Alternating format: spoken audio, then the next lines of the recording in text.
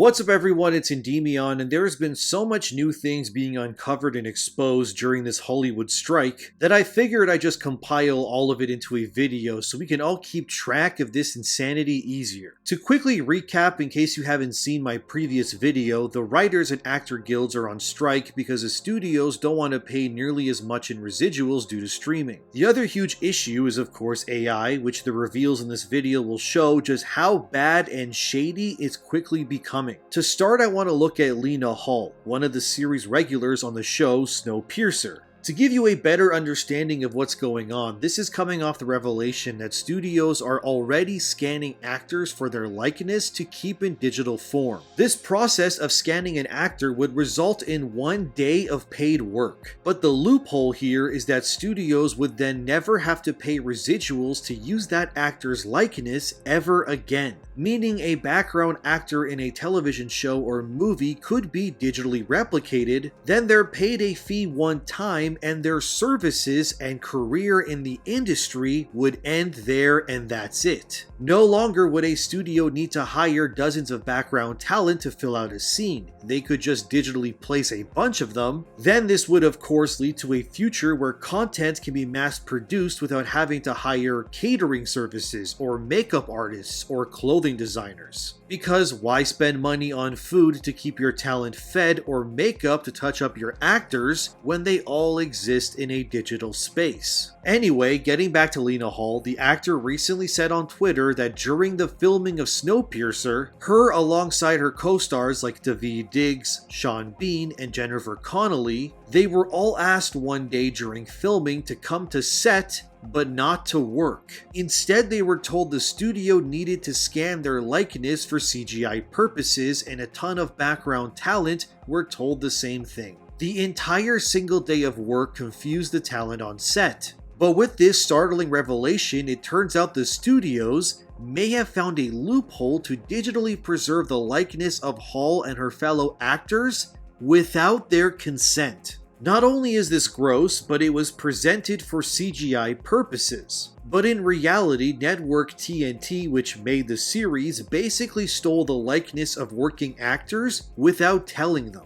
By the way, TNT is also owned by Warner Bros, so as you can see, this deception was done by a major company, which makes it even more disgusting. Not only does this mean Warner Bros now owns the digital likeness of Lena Hall and her co-stars, but this means all the background talent on Snowpiercer are now rendered useless. And this is but a small taste of how studios are undermining and replacing people with AI. This blindsiding of actors is of course incredibly immoral and downright disgusting at best. Actors like Sean Astin recently voiced his concerns, saying that residuals from shows and movies are essential to working actors. Since residuals allow actors to pay their rent while they're not working, since many working actors are constantly fighting to land their next job. Mind you, this may not exactly affect your big-time stars like Leonardo DiCaprio or Scarlett Johansson, since of course they make millions from every project, but this does affect the people whose names you might not know,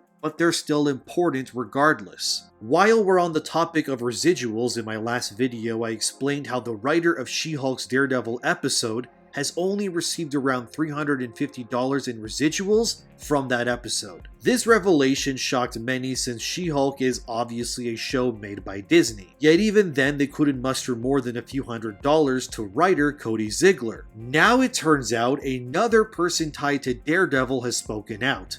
This time, it's Steven DeKnight. He was the showrunner of Daredevil when it aired on Netflix. You know, the guy who made the best live-action Marvel TV show ever? Anyway, when DeKnight made Daredevil for Netflix, his contract detailed that he get a sliver of the profits from the show's earnings. However, once the show was brought to Disney+, this contract got overruled and DeKnight's residuals from Daredevil were pulled. Now DeKnight has been in an audit process for years to get the residuals from Daredevil for themselves and others who worked on the show. DeKnight goes further to explain that the last time he had to audit a company to get his money, the process was expensive and it cost DeKnight around $17,000 out of his own pocket. And it took over 2 years before he saw any of the residuals from the content that he was involved with. Stephen DeKnight ended his Twitter rant by saying that entertainment corporations will do anything to keep from paying people what they're contractually owed. So yeah, there's a lot of dirty laundry getting aired out due to these strikes. Then there's Clark Gregg, who you probably know as Agent Coulson in the MCU. Well, he spoke out against the use of AI. Gregg said it's only a matter of time before studios are able to replicate all Hollywood actors, and that people are not just information to be fed into a computer. Gregg's biggest concern is that the strike's ultimate core struggle is the battle to save the human soul within the art form. Then you have actors like Ron Perlman, who recently went viral after posting this clip, so please watch. One thing before I get off this. The motherfucker who said we're going to keep this thing going until people start losing their houses and their apartments. Listen to me, motherfucker. There's a lot of ways to lose your house. Some of it is financial, some of it is karma, and some of it is just figuring out who the fuck said that. And we know who said that. And where he fucking lives. There's a lot of ways to lose your house. You wish that on people. You wish that families starve while you're making $27 fucking million a year for creating nothing? Be careful, motherfucker. Be really careful. Because that's the kind of shit that stirs shit up. Peace out. What's really interesting about this clip is that people are asking who Ron Perlman is talking about. And the consensus many have come to is Perlman confirms this person to be none other than Disney's CEO, Bob Iger. Perlman claims the person who wants to starve out the strike in a battle of attrition makes $27 million a year, making nothing themselves. And we know recently it was revealed that Bob Iger makes $27 million a year running Disney. Now, while he could be speaking about someone else, I think it's fair to say that Perlman is likely speaking about Iger. And it's no surprise that Bob Iger would be totally fine with letting his workers starve and lose their houses due to the strikes, because in his eyes, everyone beneath him is replaceable. And once Disney pushes the use of digital replication with AI into high gear, his supposed utopia of owning thousands of actors and not needing to pay a dime could one day come into existence. Perlman wasn't the only actor who called out Bob Iger, with Sean Gunn also doing this. Gunn is the brother of James Gunn, you know, the guy who directed the Guardians movies, and he's doing Superman now. Anyway, Sean Gunn basically just killed his MCU career by saying this, so watch. What a shame it is. He needs to remember that in 1980, CEOs like him made 30 times what their lowest worker was making. Now Bob Iger makes 400 times what his lowest worker is. And I think that's a shame, Bob. And maybe you should take a look in the mirror and ask yourself, why is that? And not only why is that, is it okay? Is it morally okay? Is it ethically okay that you make that much more than your lowest worker? And if so, why? Why is that okay? If your response is that that's just the way business is done now, that's just the way corporations work now, well, that sucks, and that makes you a person if that's your answer. So you should come up with a better answer than that. Sean Gunn is right as well. It is insane that the CEO of Disney is making 400 times what his workers are, and doesn't care that his actions will lead to thousands of people and their families losing their livelihoods. Hollywood is of course a machine, but there was yet another startling exposure by Brian Cox, who you might know from Succession. Anyway, listen to what he says here. A residual payment is every time something is repeated. Now, with streaming shows, it's endlessly being repeated. You know, we're still streaming, Succession still being streamed. And we need to cover the expense that we are not getting from that. And that's the biggest problem, is that the residuals go down and they're paying less and less. Now, in a way, the kind of streaming services have shot themselves in the foot, because they said, oh, we're doing very well on this front. And when we called them to task and said, well, look, what about our residuals? What about our money? Of course, now everything kind of closes down and says, well, it's not going to happen. And that helped precipitate the SAG strike.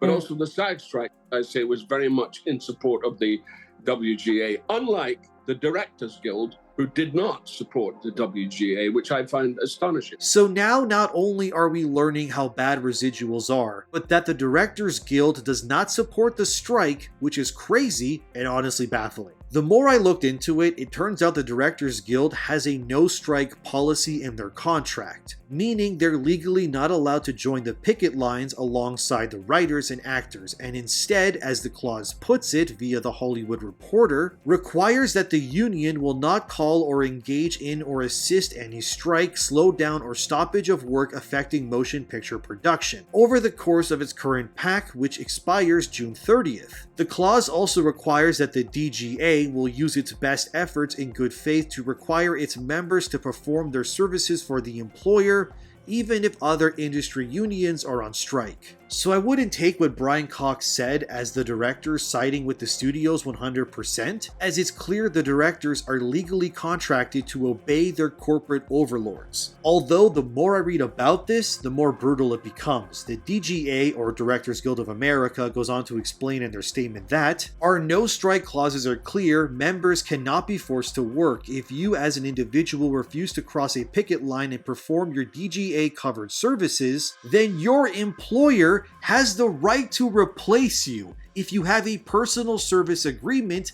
you may be subject to claims for breach of contract. Holy shit, dude. So the directors are basically being held by the balls and told they must comply to the studio's demands or they will be replaced by other willing directors. Wow. So the directors are just pawns that must bend the knee or face annihilation, basically. Good God, that's grim. But I think that's important to say so we all understand it's not that all directors are bad. They aren't allowed to speak on this or they will face being ostracized from Hollywood. I knew this was bleak, but goddamn is the mask of Hollywood falling off during the strike. And due to these strikes, many large Hollywood productions have all been put on hold as well. Films like Deadpool 3 have been shelved, along with the Gladiator sequel and the third Avatar. The final season of Stranger Things has also been halted, and The Last of Us' second season was only able to write its first episode before the strike went into effect. And now events like the Emmys or Comic-Con have all been delayed, halted, or scaled back due to this. Even Susan Sarandon was spotted on the picket line fighting for the rights of workers. She was quoted saying, "AI will affect everybody. There's definitely always been the feeling that if it isn't solved now, how do we even solve it in the future? If you don't have the foresight to put something in place for the future, then you're screwed. It's clear that nothing is going to change from the top down. It's going to be up to us at the bottom," end quote. Kinda crazy to see someone as prominent as Susan Sarandon saying this, but it tells you how dire this situation is becoming. Oh my god, and now even more information has come to light while I was making this. Apparently, the studio's stranglehold on the well-being of its workers has caused more info to release. The Hollywood Reporter had more to say, so I'll just try to condense it. Turns out studios for years now have been denying pay increases for individual roles for actors, meaning thousands of actors are clamoring for multiple roles with diminishing returns. Meaning, compared to less than 10 years ago, the majority of actors are making less money, but they're working 5 times as hard on multiple sets because studios refuse to pay more, as well as writing contracts being neutered, with the usual contracts nowadays becoming shorter-lived and paying far less, as well as not paying extra when writers are tasked with rewriting material, so they're basically working harder for free is what they're saying. And because of these strikes and failures for negotiations, it's why currently there's an explosion of live sporting events and reality TV. Since reality TV is basically a corporate loophole for content creation since there aren't scripts involved when making them. It's why you're seeing a ton of new series popping out that are just real-life equivalents to a filler arc in an anime. They're just there to fill content holes for studios while the strike goes on. So that's all reality TV is, huh? It's literally just corporate soulless trash designed to waste your time while real talent gets screwed. I think we're all learning a lot today, aren't we? But anyway, as of right now, that's what's going on. It's kind of insane, but as always, let me know what you think in the comments below. Thank you for watching, subscribe to keep up to date, have a great day, and I'll keep my ear close to this whole strike, and until then, I'll see you in the next one.